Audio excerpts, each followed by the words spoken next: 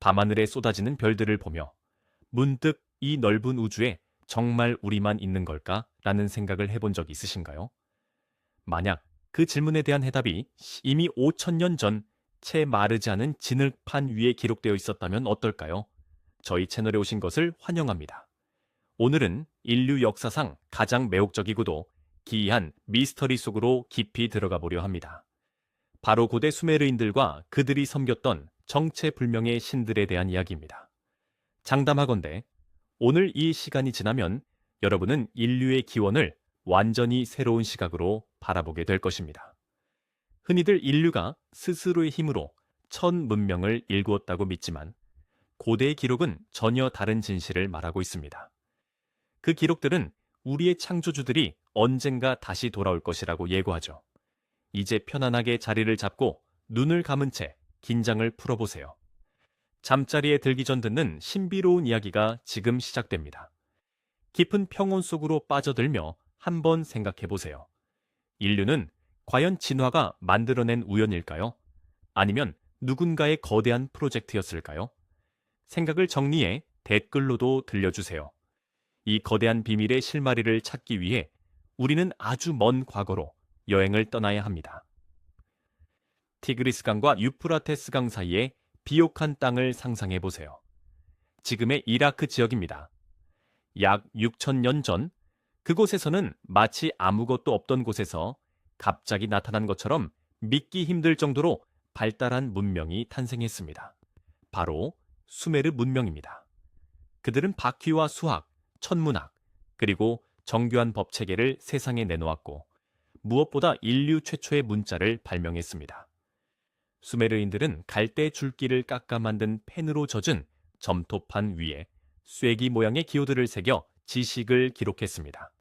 이것이 바로 서령 문자입니다. 오랫동안 모래 속에 파묻혀 있던 이 점토판들이 발굴되어 마침내 그 내용이 해석되었을 때 전 세계 학계는 경악을 금치 못했습니다.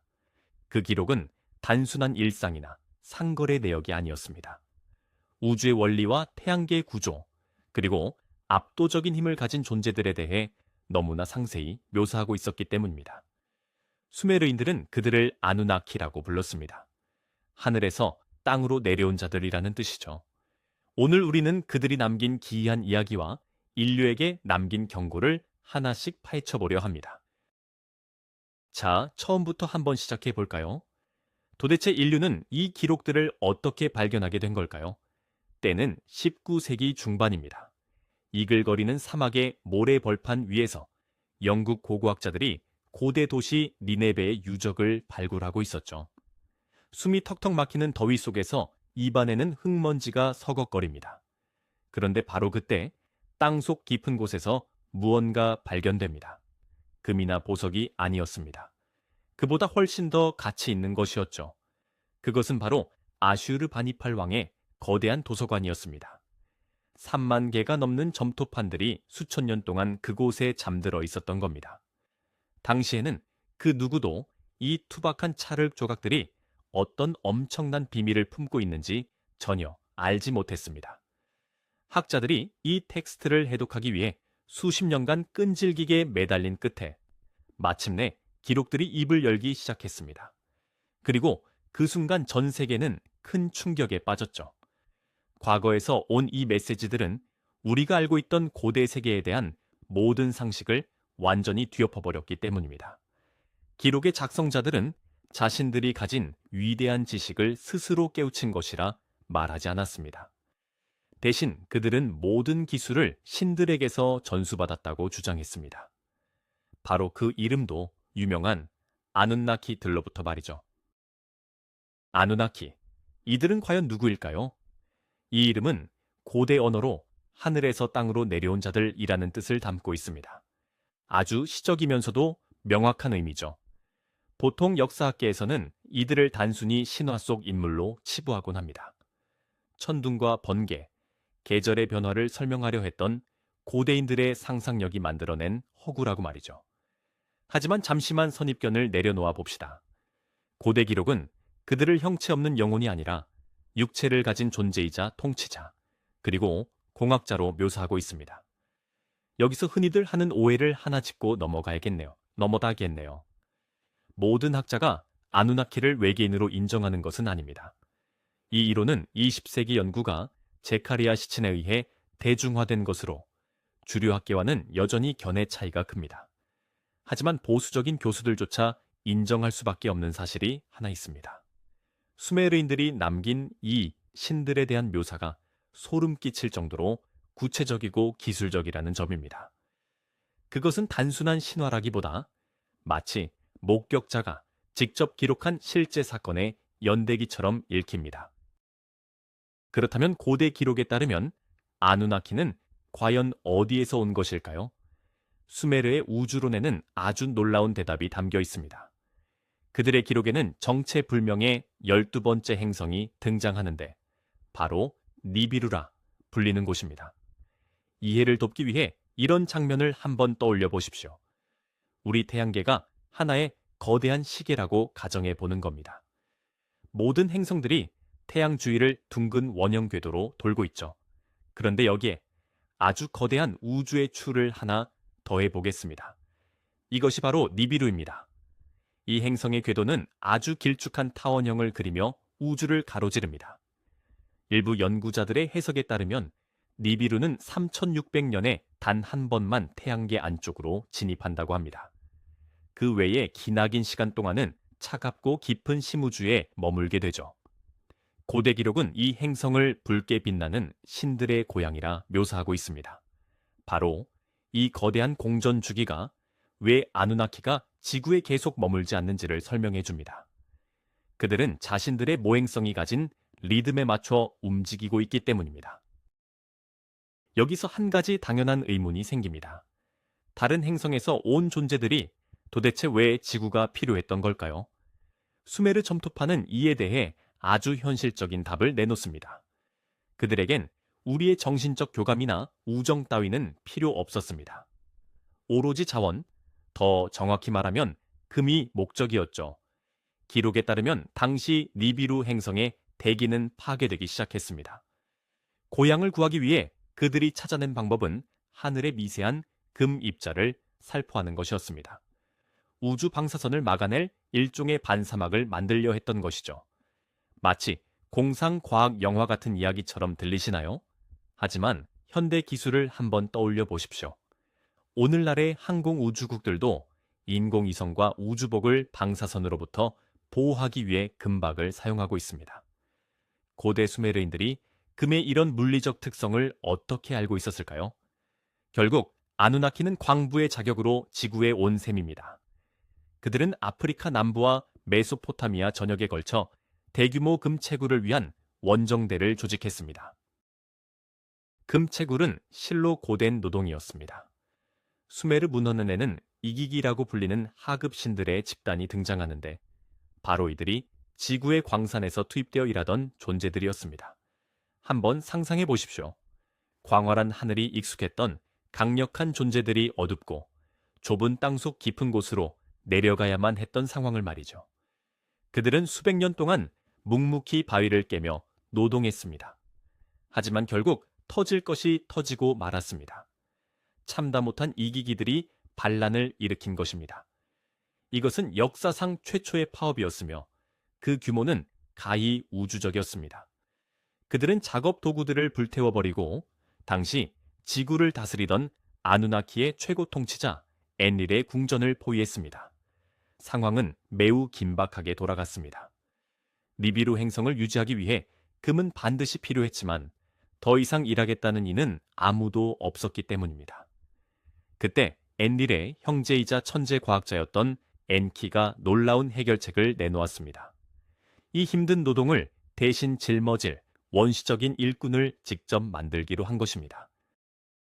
바로 이 대목에서 수메르의 기록은 현대 유전학 이론과 소름 돋을 정도로 닮은 모습을 보입니다. 엔키는 마법을 부려 아무것도 없는 상태에서 인간을 뚝딱 만들어낸 것이 아닙니다. 기록에 따르면 그 과정은 매우 정교했습니다. 신들이 지구에 살던 존재의 정수를 취해 그것을 신들의 피와 섞었다고 묘사하고 있죠. 이것을 현대적인 언어로 풀이하자면 바로 유전자 공학입니다. 지구에 이미 살고 있던 영장류의 DNA의 아누나키의 유전 물질을 결합한 것이죠. 이렇게 해서 점토판에 기록된 최초의 인간이 탄생했는데 그의 이름은 아다무였습니다. 어딘가 익숙한 이름이지 않나요? 이 이야기는 성경 속 아담이 흙으로 빚어졌다는 내용과 묘하게 닮아 있습니다. 하지만 놀라운 사실은 수메르의 기록이 성경보다 훨씬 앞선 시기에 작성되었다는 점입니다. 하지만 이렇게 탄생한 인간에게는 단 하나의 명확한 목적이 있었습니다. 바로 신들을 대신해 금을 캐는 순종적인 일꾼이 되는 것이었습니다. 새로운 노동력은 기대 이상의 성공을 거두었습니다. 인류는 빠르게 번식하며 성실하게 일했죠. 하지만 곧 예기치 못한 문제가 생겼습니다. 수메르 기록에 따르면 인류가 내는 소음이 최고 통치자 엔릴에게는 도저히 견딜 수 없는 수준에 이르렀다고 합니다. 인간들은 너무나 시끄럽고 활기가 넘쳤으며 심지어 신들의 계획보다 훨씬 빠르게 진화하고 있었습니다.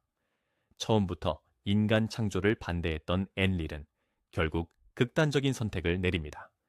인류를 지구상에서 완전히 지워버리기로 한 것이죠. 때마침 행성 니비루가 다시 지구로 접근하고 있었습니다. 니비루의 거대한 중력은 유례없는 대재앙을 불러올 운명이었죠.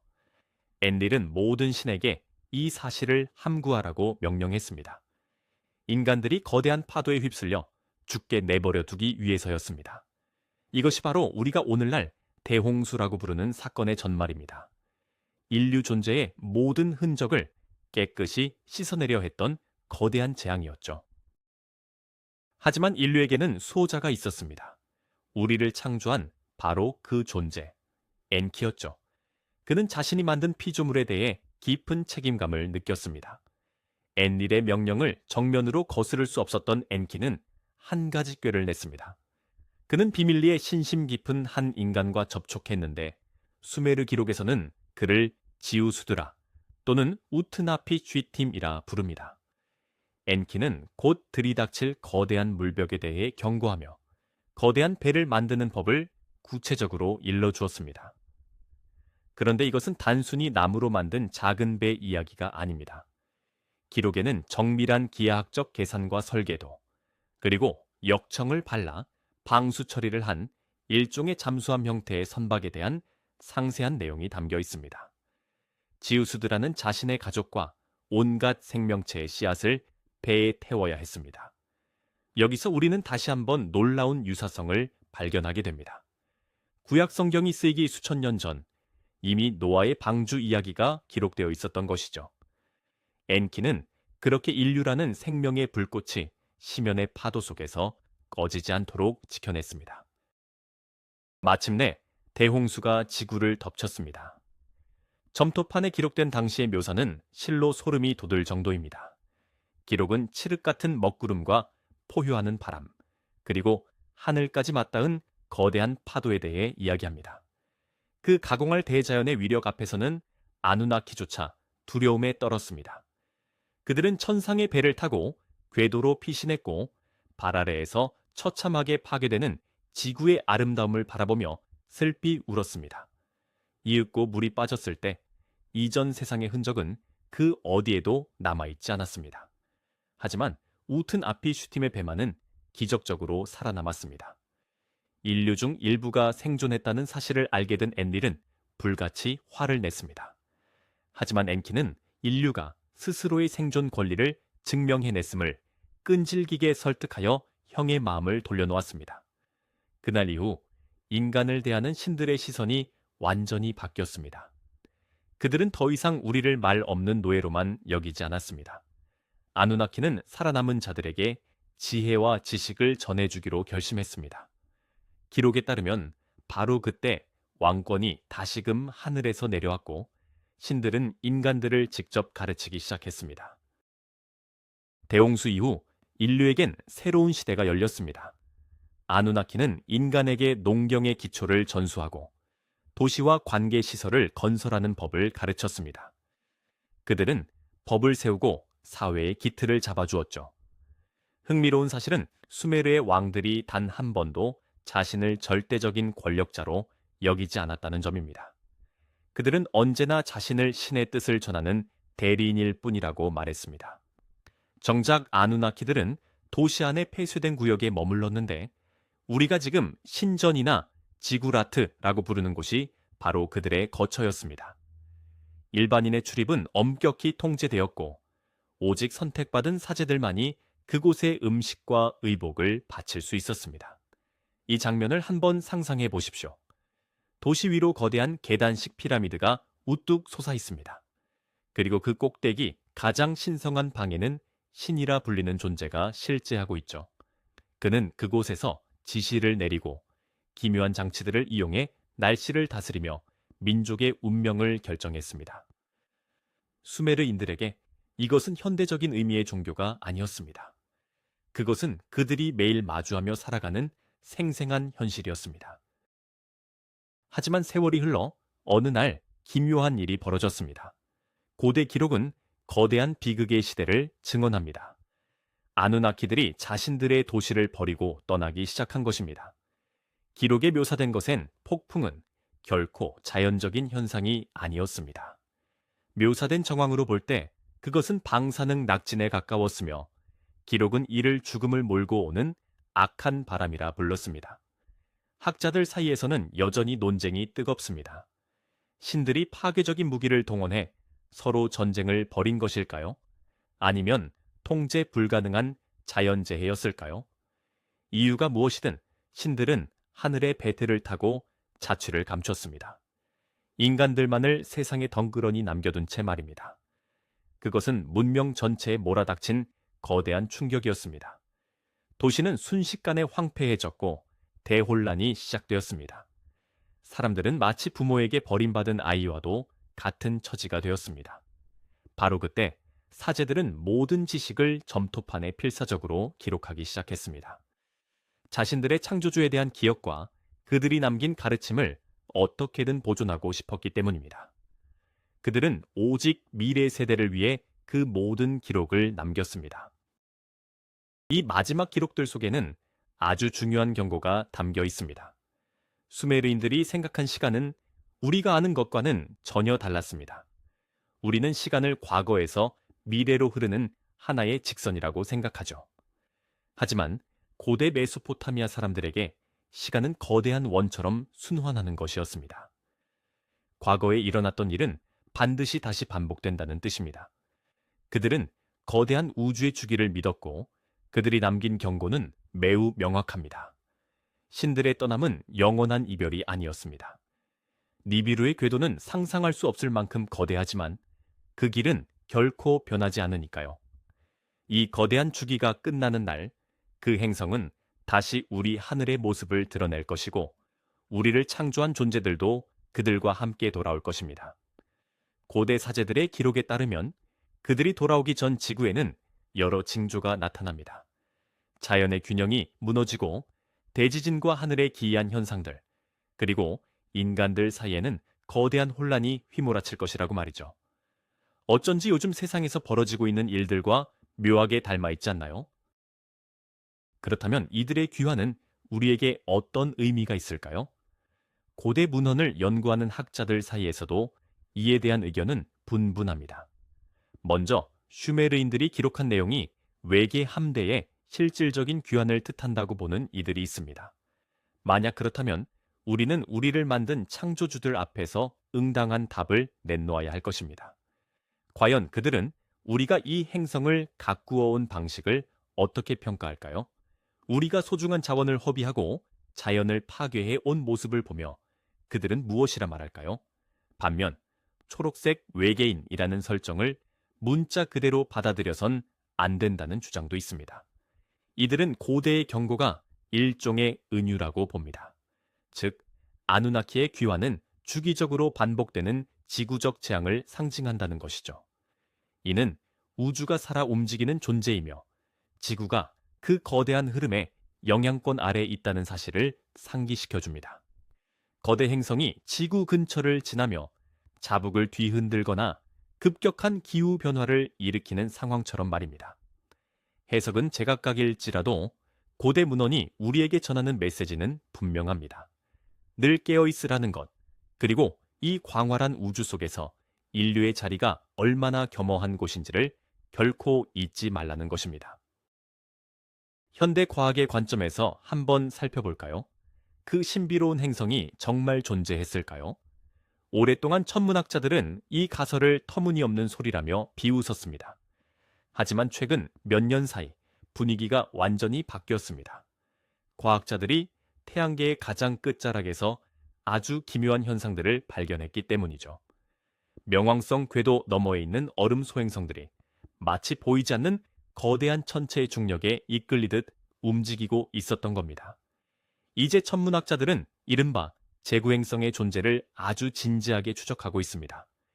이 행성은 엄청난 크기에 매우 길쭉한 타원형 궤도를 가졌을 것으로 보이는데, 이는 5천년 전 슈메르인들이 묘사했던 내용과 놀랍도록 일치합니다. 단순한 우연일까요? 그럴 수도 있겠죠. 하지만 아주 먼 옛날 희미한 등불 아래 점토판에 새겨 넣었던 기록들이 현대의 최첨단 컴퓨터 모델링을 통해 사실로 드러나고 있다는 점은 정말 소름 돋는 일이 아닐 수 없습니다. 슈메르 연대기에는 우리가 주목해야 할 또 다른 중요한 경고가 담겨 있습니다. 바로 인간의 오만함에 대한 경고입니다. 신들은 이 세상을 떠나며 우리에게 통치권을 맡겼지만 동시에 조화로운 공존을 위한 법칙도 함께 남겼습니다. 기록에 자주 등장하는 매라는 개념이 바로 그것입니다.